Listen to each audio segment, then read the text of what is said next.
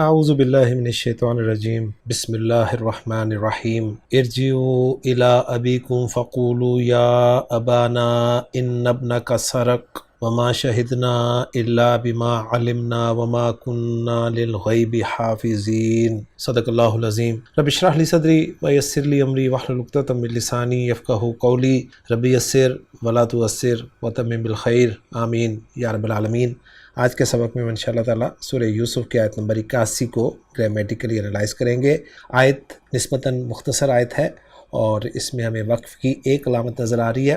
تو سب سے پہلے ہم اس آیت کے دو حصے بنائیں گے۔ پہلا حصہ ہوگا ارجعوا الی ابیکم فقولوا یا ابانا ان ابنک سرق، اور دوسرا حصہ ہوگا وما شہدنا الا بما علمنا وما کننا للغیب حافظین۔ اور اب جو پہلا حصہ بنایا اس کے ہم دو حصے بنائیں گے، اس لیے کہ اس میں ہمیں ایک فا جو ہے وہ نظر آ رہا ہے۔ تو پہلے حصے کا جو پہلا حصہ ہوگا وہ ہوگا ارجعوا الی ابیکم، اور دوسرا ہوگا فقولوا یا ابانا ان ابنک سرق۔ اور جو دوسرا حصہ ہے اس کے بھی ہم دو حصے بنائیں گے، اس لیے کہ اس میں ہمیں واو عاطفہ نظر آ رہا ہے۔ تو دوسرے حصے کا جو پہلا حصہ ہے وہ ہوگا وما شہدنا الا بما علمنا، اور دوسرے حصے کا دوسرا حصہ ہوگا وما کننا للغیب حافظین۔ تو اب چلتے ہیں جی پہلے حصے کے پہلے حصے کے الفاظ کی طرف۔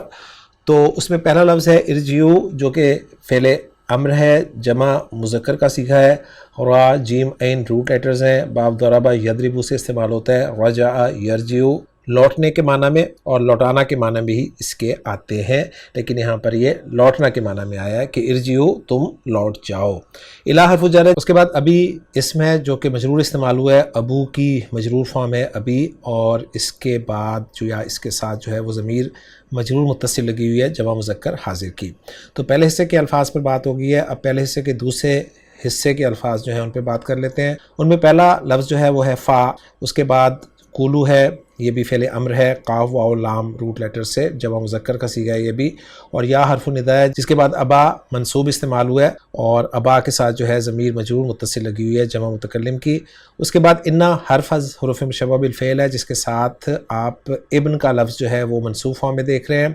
ابن کے ساتھ جو ضمیر لگی ہوئی ہے وہ ضمیر مجرور متصل ہے واحد مذکر حاضر کی، اور آخری لفظ دوسرے حصے کا وہ ہے سرقہ، جو کہ فعل ماضی ہے واحد مذکر غائب کا صیغہ، اس کے مادے اس کے باب پر ہم پہلے آیات میں بات کر چکے ہیں۔ اب جو دوسرا حصہ ہے اس کا پہلا حصہ، اس کے الفاظ پہ بات کریں گے۔ واو حرف ہے، ما حرف ہے، اور یہاں پر ما جو ہے وہ ما نافیہ ہے۔ شہدنا فعل ماضی جمع متکلم کا صیغہ ہے، شہدہ یشہدو باپ سین سے استعمال ہوتا ہے، شین ہا دال روٹ لیٹرز کو استعمال کرتے ہوئے گواہی دینا کے معنی میں، اور الا حرف استثناء ہے، جس کے بعد با حرف جر ہے، اور با حرف جر کے بعد جو ہے وہ آپ کو ما نظر آ رہا ہے۔ ماں کو اس میں موصولہ مانا گیا ہے، اس لیے اسم کے طور پہ بلو کلر میں اس کو دکھایا گیا ہے۔ علمنا فعل ماضی جمع متکلم کا صیغہ ہے، علم یعلم علما بہت دفعہ فعل یہ بھی ہم کر چکے ہیں۔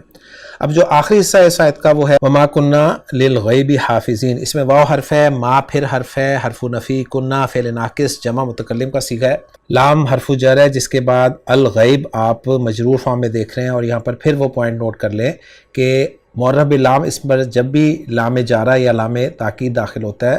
تو معرب باللام اسم کا حمزۃ الوصل لکھنے سے بھی ہٹا دیا جاتا ہے۔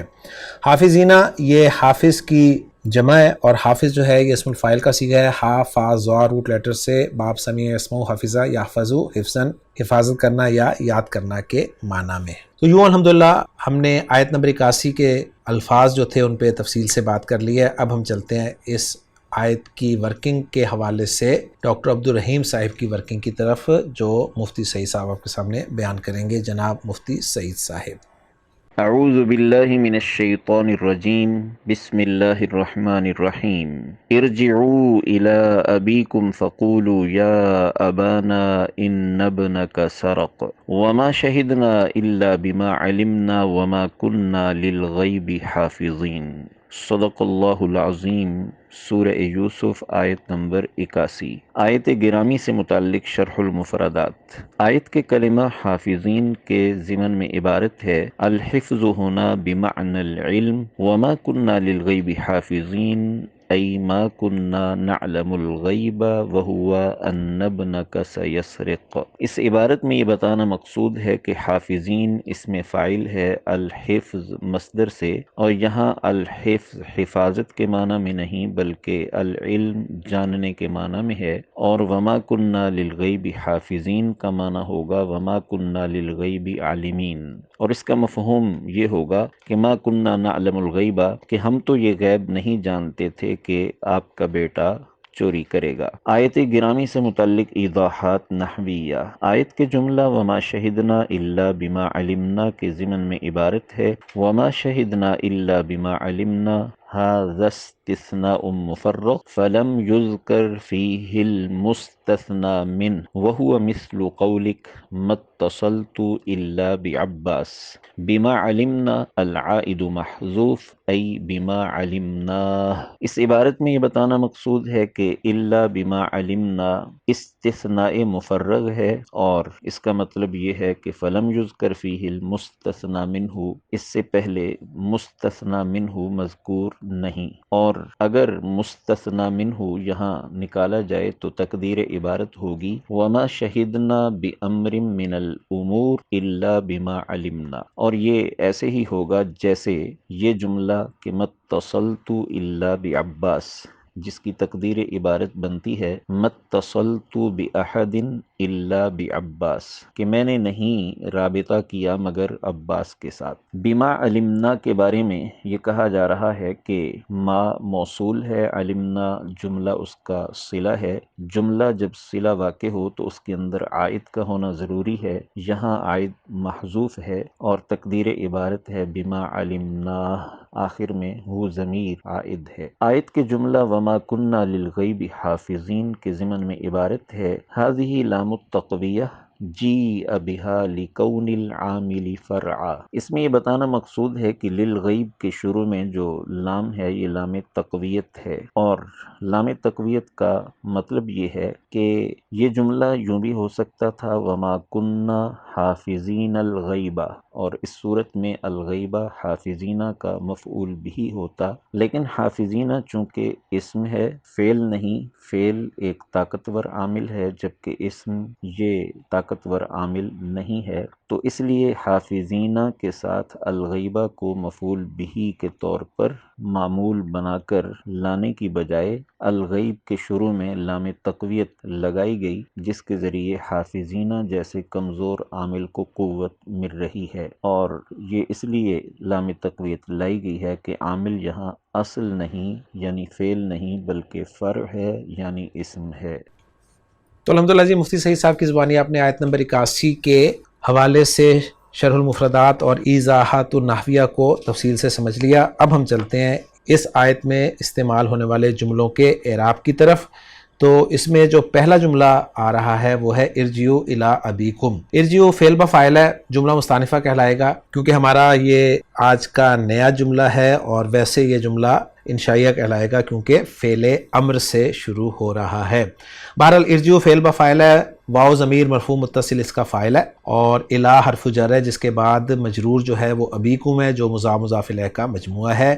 یوں جار مجرور متعلق ہو جائے گا ارجعوا فعل کے، اور ارجعوا فعل اپنے فاعل اور متعلق سے مل کر جملہ فعلیہ بن جائے گا۔ اس کے بعد جو دوسرا جملہ بن رہا ہے وہ بن رہا ہے فقولوا یا ابانا ابن ابنک سرق۔ اس میں فا جو ہے عاطفہ قرار دیا جائے گا، قولوا فعل امر اسی طرح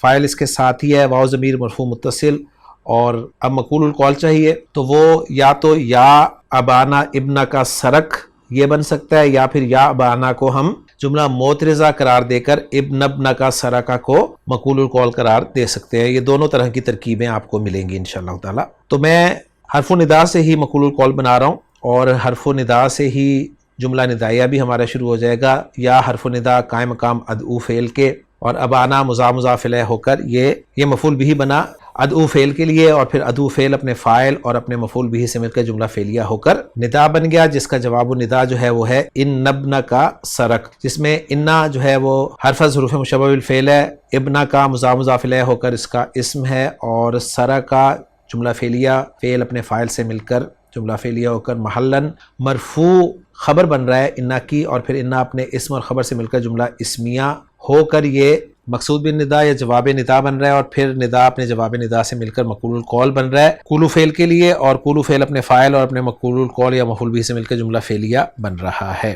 اور دوسری ترکیب میں آپ کو بتا ہی چکا ہوں کہ یا ابانا کو ہم جملہ معترضہ مان لیں اور ابن ابن کا سرقہ کو ہم مقول القول بنا لیں قولو فعل کے لیے، تو دونوں طرح سے آپ کو محمود صافی صاحب کی ورکنگ میں ترکیبیں مل جائیں گی۔ اس کے بعد جو تیسرا جملہ ہمارے سامنے آ رہا ہے وہ ہے وما شہدنا الا بما علمنا۔ اس میں واو کو ہم عاطفہ قرار دے دیں گے، اور ما نافیہ، شہدنا فعل با فاعل، نا ضمیر مرفوع متصل اس کا فاعل ہو گیا، اور الا جو ہے یہاں پر حصر کے لیے استعمال ہوا ہے، اور بما جار مجرور کا مجموعہ ہے جس میں ما موصولہ ہے، اور موصولہ کے ساتھ جو علمنا ہے یہ صلۃ الموصول بن جائے گا۔ علمنا فعل با فاعل ہے، نا ضمیر مرفوع متصل اس کا فاعل ہے،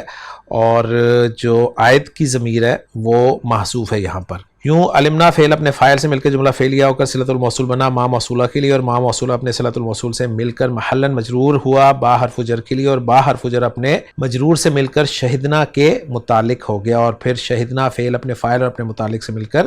جملہ فعلیہ بن گیا۔ اور آخری جملہ اس آیت کا وہ ہے وما کننا للغیب حافظین۔ اس میں واو کو پھر ہم عاطفہ مان لیں گے، ما نافیہ، کننا فعل ناقص اپنے اسم کے ساتھ موجود ہے، نا ضمیر مرفوع متصل اس کا اسم ہے، اور حافظینہ فعل ناقص کی خبر ہے اس لیے منصوب آپ دیکھ رہے ہیں، اور للغیبی جو ہے یہ جار مجرور مقدم ہے حافظین کے۔ یوں کانا فعل ناقص اپنے اسم اور خبر سے مل کر جملہ فعلیہ بن جاتا ہے۔ تو الحمدللہ جو جملے ہم نے بنائے تھے ان کا اعراب ہم نے سمجھ لیا اور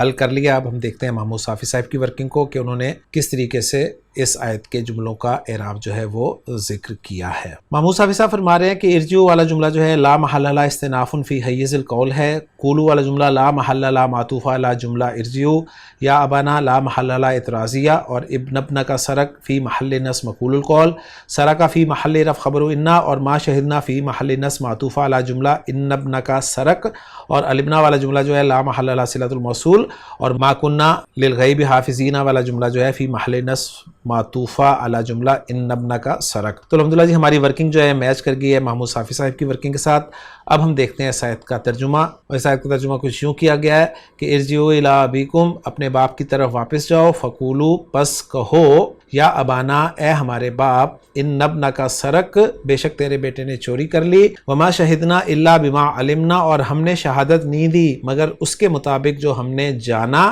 وما کننا للغیب حافظین، اور ہم غیب کی حفاظت کرنے والے نہ تھے۔ تو الحمدللہ جی سورہ یوسف کی آیت نمبر 81 بھی ہماری مکمل ہو گئی ہے۔ انشاءاللہ تعالیٰ اگلے لیکچر میں اگلی آیت کے ساتھ آپ سے ملاقات ہوگی۔ سبحانک اللہم و بحمدک، اشہد ان لا الہ الا انت، استغفرک و اتوب الیک۔